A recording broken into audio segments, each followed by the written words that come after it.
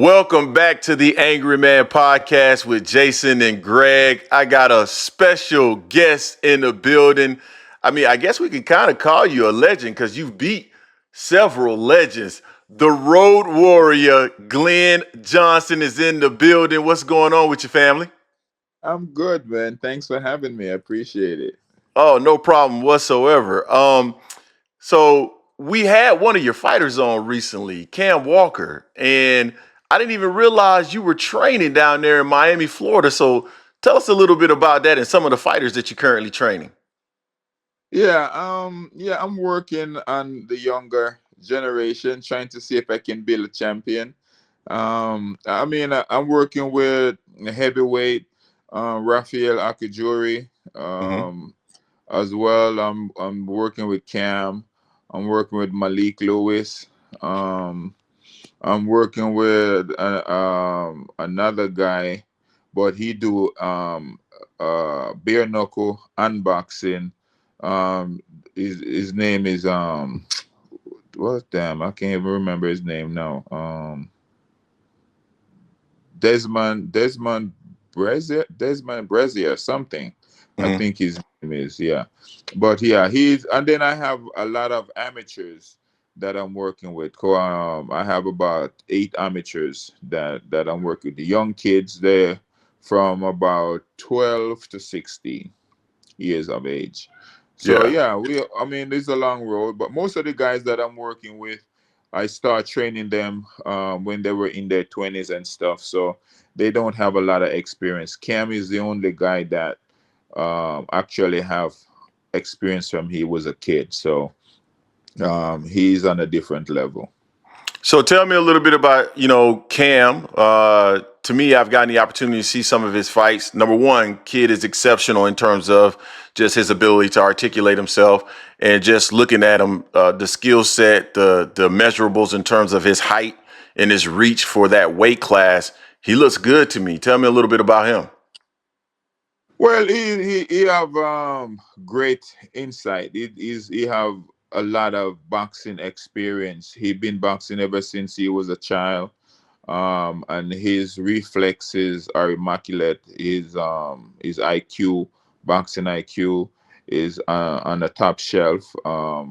But he have great hand speed, very good defense, because of again he have such good reflexes. He's a catch and punch guy. Also, he can move, just straight out box you. But I'm trying to get him to had a little more fight into his game. But yeah, it's so far it's looking really good, man. I'm very proud of the kid. Cool, cool. So tell me, what's the difference between like fighting and training? Like what got you and what made you make the transition from being a fighter, world class fighter, to now being a world class trainer? Well, I'm working on being a world class trainer because to be a world class trainer, you got to have a world class fighter. I So got you. far, I haven't done that yet because all of my guys are in the beginning stage. But I appreciate that you're talking into into the future. So Yeah. I love that. Thank you.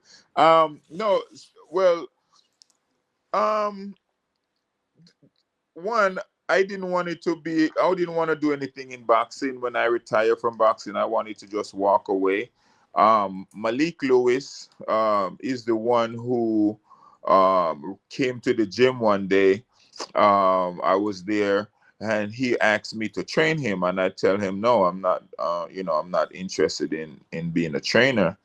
And he just continued to nag me days and days and weeks. And about a month later, I decided, because and we had like 3 other coaches, and I keep bringing him to other coaches, say, this guy will train you, that guy will train you, but he just said he want me to train him. So eventually, he break me down, and I start training him. I start showing him some stuff, and then from that moment, I start to realize that I'm starting to like it. Once he start learning, and I start seeing my vision in him, You know, then I'm like, okay, I mean, maybe this is something that I might like doing. So I start doing it more and more, and then I start to just then open up the opportunities for other guys to come and join.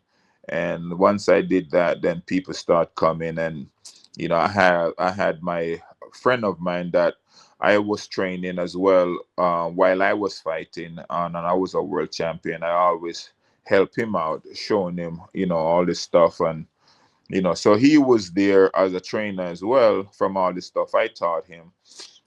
So I bring him on as a partner of mine, and then he and I start training people, and that's where it began, man. And all of a sudden, I find myself in love with it, and just watching people change from where they were and into the vision that you have for them. It's very rewarding. I just now I'm at the point where I want to see one of those guys turn that into a championship. Hey, that's the way you should be looking at it. That's awesome. Um, Yeah. so I got to ask you about your career, right? Because you had a very interesting career. So, of course, I'm a Floridian. I'm also part Jamaican. So I had mixed feelings about it, right? When you knocked out my boy Roy Jones, you know, Okay. um, you took him out in devastating fashion. Did you know going into the fight that you really had that opportunity to really take Roy out when that occurred? Oh, definitely. That's the reason why I go into the fight. You know, I've never gone into a fight that I feel I could lose, honestly. But you know, but that's just the confidence that I have in my abilities.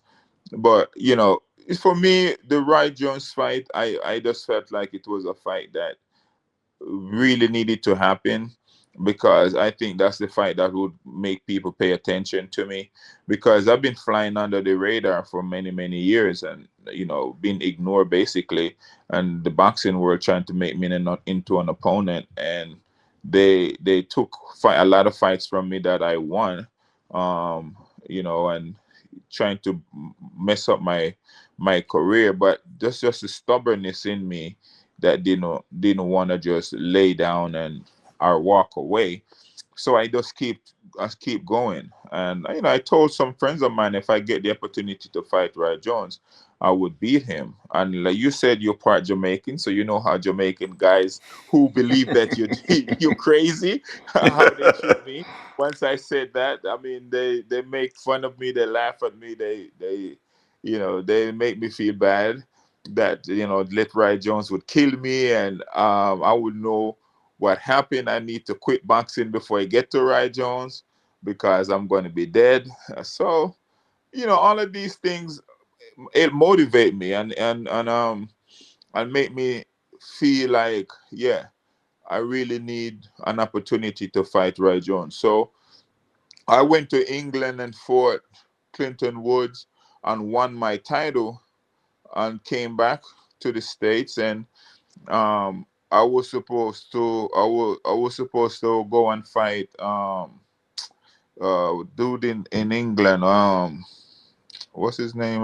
Carly. I'm not good with names, but um anyway, so I was supposed to fight this guy in England, and he backed out like twice, and I said, I don't want to fight this guy no more. I don't want to hear his name mentioned to me anymore. So they decided to start look around, and then that's when the Roy Jones fight came up. And man, I was like, yes, yes. They're like, oh, the money is yes. The fight, yes. I was saying yes before they were able to say anything to me, because I knew this was my one chance now to to get seen, and I wasn't going to let that opportunity pass me by. Man, you put him out. Did you know that you had hit him like that when you finally put him down? No, not really. I mean, I didn't know exactly how, you know, if he was just going to be hurt, get up and come again, or he was going to stay out. But I know I caught him good, but you never know how a man is going to react to a punch. Yeah. So I was ready for him if he get up and because I mean I had a game plan in place ever since I said I would fight Roy Jones. I wanted to fight him. I have a game plan in place because I know the previous people that Roy Jones fight, they would let Roy Jones set up. You can't stand in front of Roy Jones and then play his game with him. You know, you see James Toney try to mock him when he's trying to do that chicken fight where he put his hands down and acting whatever. And he just you can't do things that right. You can't do the things Roy Jones do better than Roy Jones. Roy Jones, that's his style.